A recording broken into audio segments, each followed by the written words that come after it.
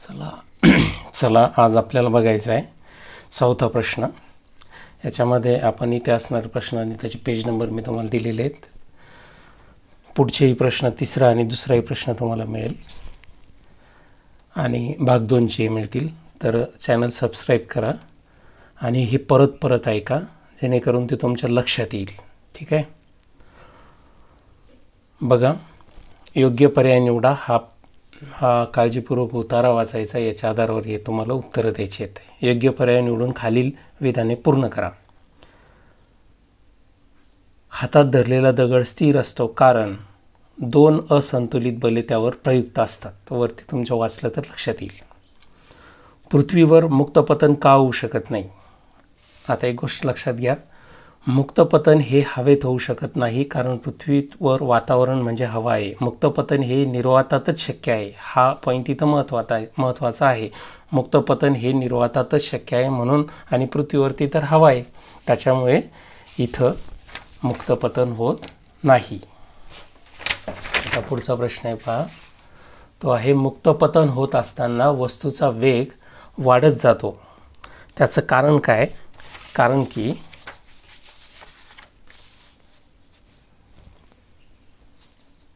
मुक्तपतन होताना सुरुवातीचा वेग 0 असतो, नंतर वाढत जातो कारण वस्तू ही गुरुत्वीय बलाच्या प्रभावाखाली असते. गुरुत्वीय बल हे त्याच्या उंचीनुसार वाढत जाते. ते उंचीच्या व्यस्त प्रमाणात वाढते. कमी उंचीला वाढत जाते. म्हणजे जसजशी वस्तू वरून खाली येते तसतसं ते बल वाढत जातं. त्याच्यामुळे वस्तू जास्त मुक्तपतन वस्तूचा वेग वाढत जातो. मुक्तपतन होत असताना वस्तूवर कोणत्या बलाचा प्रभाव असतो? मुक्तपतन होत असताना वस्तूवर गुरुत्वीय बलाचा प्रभाव असतो. मुक्तपतन केवळ निर्वातातच का शक्य आहे? कारण निर्वातात कोणतेही बल जसे हवेचा रोध व इतर प्लावक बल कार्य करत नाही. पुढचा प्रश्न बघा. पुढचा प्रश्न असा आहे तुमचा की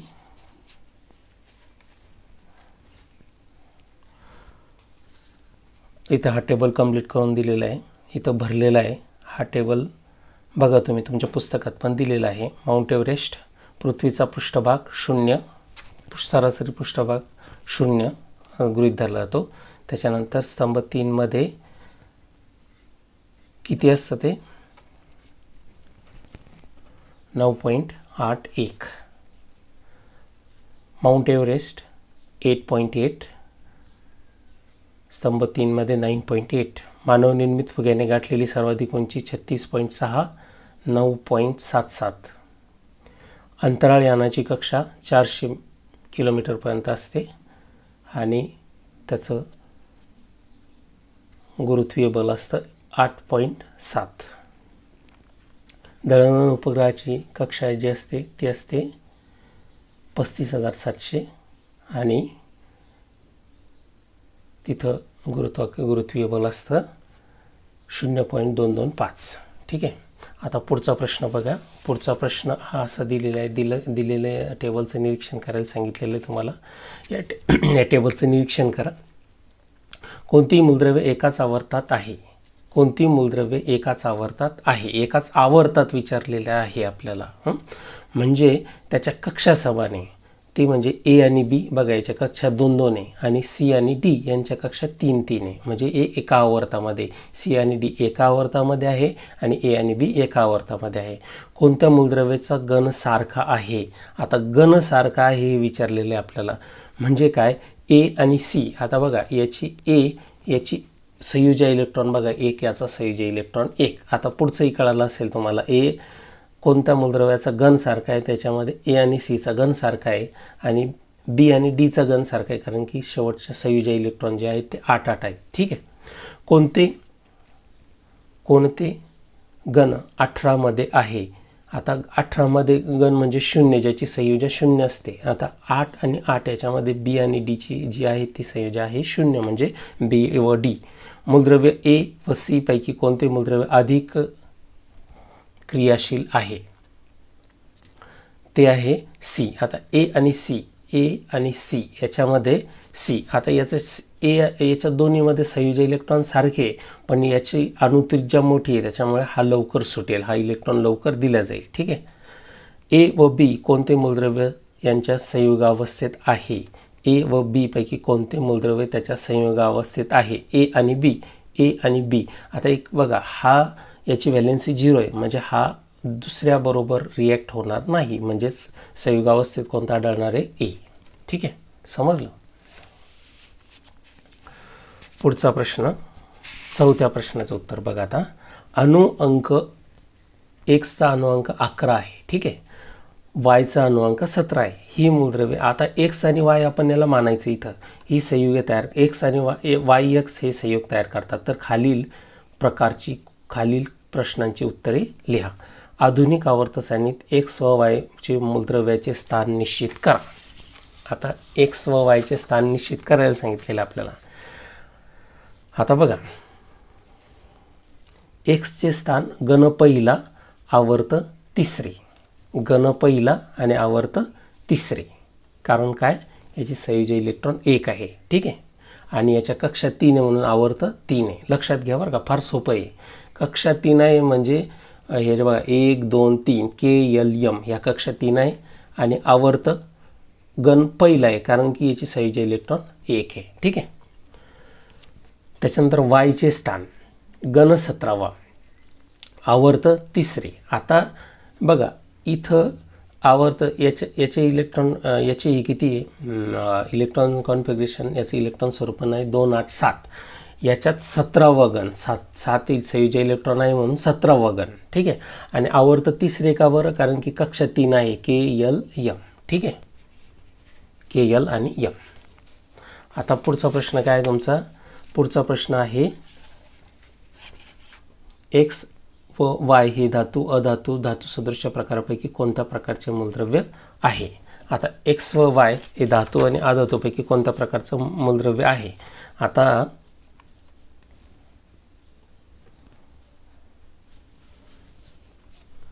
एक्स हा धातू आहे, नागमोडी रेषेच्या डाव्या बाजूला धातू असतात, आणि वाय हा अधातू आहे. लक्षात ठेवा, नागमोडी जी रेषा आहे तिच्या डाव्या बाजूला सगळे धातू आहेत आणि वरच्या बाजूला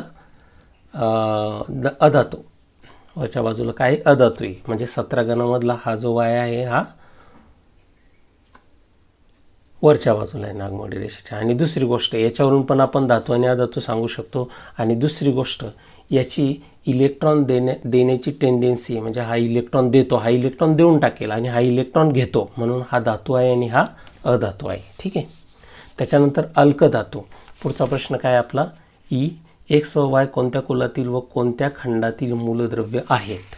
ई कुल एक्स हा याचा कुल आहे अल्कधातू, याचा कुल काय? अल्कधातू, आणि याचा खंड आहे यस पहिल्या याच्यामध्ये. ठीक आहे. आणि वायचं कुल आहे हॅलोजन, 17व्या गणाला हॅलोजन म्हणतात, आणि त्याचा खंड जो आहे तो आहे पी. ठीक आहे. इथं दिलेले पहिला जो असतो इकडची पट्टी तिला यस, इकडची पी आणि डी आणि खालचे एफ. ठीक आहे. पुढचा प्रश्न आहे या मूलद्रव्याचे इलेक्ट्रॉन स्वरूपन व संयोजा ठरवा. आता इलेक्ट्रॉन स्वरूपन आपण बघू. आता 11 याच्या पहिल्या कक्षेत 2 जातील कारण की त्याची कॅपॅसिटी 2 आहे, दुसऱ्या कक्षेत 8 जातील, त्याची कॅपॅसिटी 8 आहे, तिसऱ्या कक्षेत 1 जातो उरलेला. ठीक आहे. मग हा काय करतो? हा इलेक्ट्रॉन 1 इलेक्ट्रॉन देऊन टाकतो, म्हणजे याची संयोजा आहे 1.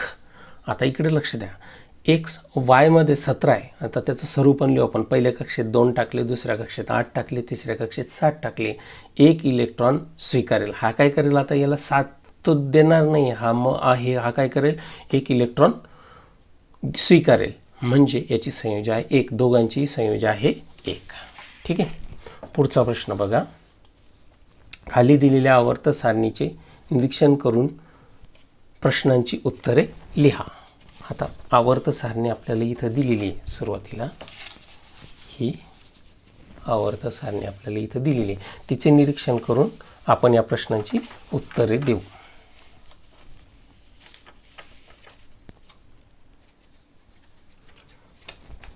पहिला प्रश्न आहे तिसऱ्या आवर्तातील मूलद्रव्याची नावे व संयोजा लिहा. तिसऱ्या आवर्तातील मूलद्रव्य नावे आणि संयोजा हे बघा आता तिसऱ्या आवर्तात कोणतं येतं, त्याचे आपण डायरेक्टली नावच लिहिलेले आहे, sodium magnesium. Sodium 1, magnesium 2, aluminium, त्यांची संयोजन पण आपण त्याच्यासमोर लिहिलेली आहे. ठीक आहे. ॲल्युमिनियमची 3 संयोजन आहे, सिलिकॉनची 4, फॉस्फरसची 3, सल्फरची 2, क्लोरीनची 1 आणि ॲर्गॉनची 0. ॲर्गॉनची 0. ठीक आहे. आता पुढचा प्रश्न आहे, या आवर्तातील मूलद्रव्याचे धातू, अधातू आणि धातू सदृश अशा प्रकारात वर्गीकरण करा. तर ते धातू, धातू सदृश अशा प्रकारात वर्गीकरण या पद्धतीने होईल. बघा आचं उत्तर आहे, धातू आहे Na, Mg आणि Al, सोडियम, मॅग्नेशियम आणि ॲल्युमिनियम. धातू सदृश आहे याच्यामध्ये सिलिकॉन आणि अधातू आहे फॉस्फरस, ज्यांची हे बघा 4 व्हॅलेन्सी नंतर पुढचे जे व्हॅलेन्सीचे आहेत ते अधातू, फॉस्फरस, सल्फर, क्लोरीन आणि ॲर्गॉन. पुढचा परत एक प्रश्न आहे आपल्याला, आवर्त सारणीत अधातू कोणत्या खंडात आहे. आवर्त सारणीत अधातू कोणत्या खंडात आहे. पी खंडामध्ये नागमोडी रेषेच्या उजवीकडे. मी सांगितलं डावी बाजूला धातू आहेत आणि उजवीकडे अधातू आहेत. ठीक आहे. पुढचा प्रश्न आहे, कोणत्याही दोन धातू सदृश्य मूलद्रव्याची नावे लिहा. तर इथं आपण बोरॉन, सिलिकॉन, आर्सेनिक याच्यापैकी 2 तुम्ही लिहू शकता. ठीक आहे. पुढचा प्रश्न,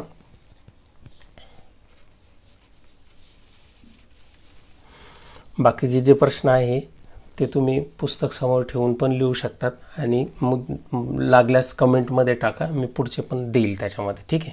हे आपण महत्त्वाचे जे तुम्हाला प्रश्न याच्यामध्ये उत्तर शोधावे लागणार आहे डोक्याने ते आणि विचार करून, तर ते तुम्हाला मदत होण्यासाठी हे करून दिलेले बाकीचे. आता 9वा प्रश्न बघा, एका मूलद्रव्याचे इलेक्ट्रॉन स्वरूपन 282 आहे. ठीक आहे. यावरून खालील प्रश्नांची उत्तरे लिहा. या मूलद्रव्याचा अणुअंक किती. आता 282 म्हणल्यानंतर याची बेरीज करा. 2 + 8 + 2 = 12. याचा अणुअंक आहे 12. या मूलद्रव्याचा गण कोणता. आता एक गोष्ट लक्षात घ्या, याचा गण आपल्याला विचारलेला आहे. याची संयोजक इलेक्ट्रॉन किती 2, म्हणजे या मूलद्रव्याचा गण आहे दुसरा, इलेक्ट्रॉन 2 आहे. हे मूलद्रव्य कोणत्या आवर्तात आहे. हे मूलद्रव्य आता कोणत्या आवर्तात जर विचारलं आपल्याला तर त्याची कक्षा मोजायची. 1 KLM म्हणजे 3 कक्षा आहे, म्हणजे हे 3ऱ्या आवर्तामध्ये आहे. ठीक आहे. या मूलद्रव्याचे रासायनिक गुणधर्म खालील कोणत्या मूलद्रव्यासारखे असतील. कंसात त्याचे अणुअंक दिलेले आहे आपल्याला. याच्यामध्ये कंसामध्ये इथं अणुअंक दिलेला आहे त्यांनी. तर सोडियम B, त्याच्यानंतर Be. तर आपण याचे जर हे केले, आता रासायनिक गुणधर्म कोणासारखे म्हणजे त्याच गणातला आपल्याला शोधावं लागेल. तो आहे बेरिलियम सारखे आहे, तो आहे K आणि L कक्षा 2. ठीक आहे. दुसऱ्या गणातला संयोजन आहे 2. ठीक आहे. म्हणजे एका गणाची संयोजन सारखी असते, लक्षात ठेवा. एका गणामध्ये असलेल्या मूलद्रव्यांची संख्या संयोजन सारखी असते. त्याच्यावरून आपण सांगू शकतो की ती एकाच गणात आहे. संयोजन जरी सारखी असले तरी ते आपण सांगू शकतो एकाच गणात आहे. आता 10वा प्रश्न बघा, पुढील रासायनिक अभिक्रियेचे संतुलन खालील सूचनेप्रमाणे करा. रासायनिक समीकरणाच्या अभिक्रिया कारके उत्पादिते यांची नावे लिहा. तर उत्पादिते यांची नावं लिहायला सांगितलेली आपल्याला. तर बघा पहिले इथं रिॲक्शन लिहून घेतलेली आहे. त्याचे अभिक्रियाकारक म्हणजे हे इकडचे असणारे आणि इकडे हे उत्पादित. Sodium hydroxide, sulphuric acid, sodium hydroxide आणि उत्पादित कोणती, सोडियम सल्फेट आणि पाणी. त्याच्यानंतर पुढचा प्रश्न आपल्याला काय विचारलेला आहे, रासायनिक समीकरणातील मूलद्रव्याची यादी करा. आता याच्यात मूलद्रव्य कोणकोणते आहे. त्याच्यात मूलद्रव्य आहे सोडियम, ऑक्सिजन, हायड्रोजन आणि सल्फर. याच्यामधून ते शोधायचे आणि ते इथं आपण लिहिलेले. ठीक आहे. त्याच्यानंतर पुढचा प्रश्न आहे, अभिक्रिया कारकाची व उत्पादकाची अणुसंख्या लिहा.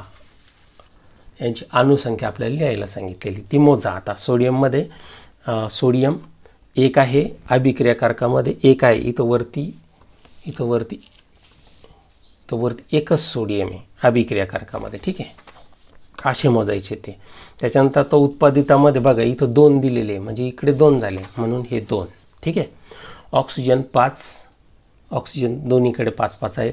हायड्रोजन अभिक्रियाकारकामध्ये अणुसंख्या 3 आहे, इकडे उत्पादितातील अणुसंख्या 2 आहे, यस इकडे 1 1 दोन्हीकडे 1 1. त्याच्यानंतर पुढची प्रश्न आहे, योग्य सहगुणक घेऊन संतुलित समीकरण तयार करा. योग्य सहगुणक घेऊन इथं बघा 2 NaOH, याच्यामध्ये 2 टाकायचं आहे, NaOHला गुणाकारात 2 टाकायचं आहे. त्याच्यानंतर H2SO4 Na2SO4 आणि इथं परत 2 टाकायचं आहे तुम्हाला H2O मध्ये, ते हे समीकरण संतुलित होईल. आता पुढचा प्रश्न आहे तो असा आहे की पुढच्या पेजवरती आहे, हे बघा मी एक्सप्लेन करून सांगतो आहे, पुन्हा पुन्हा ऐका जेणेकरून तुमच्या हे लक्षात राहील. मी एक्सप्लेनेशन पण दिलेलं आहे प्रत्येक ठिकाणी, हे एक्सप्लेनेशन तुमच्या चांगल्या प्रकारे लक्षात राहील. ठीक आहे. ऑक्सिडीकरण म्हणजे इलेक्ट्रॉन गमावणे, तर क्षपन म्हणजे काय? साधी सरळ गोष्ट, क्षपन म्हणजे इलेक्ट्रॉन मिळवणे. ठीक आहे. पुढचा प्रश्न बघू आपण आता.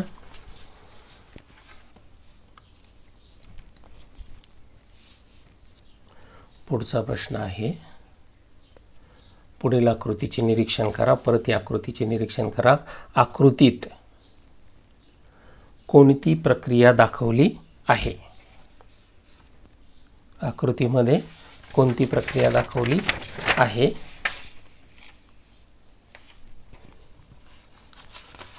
दोन मिनिट.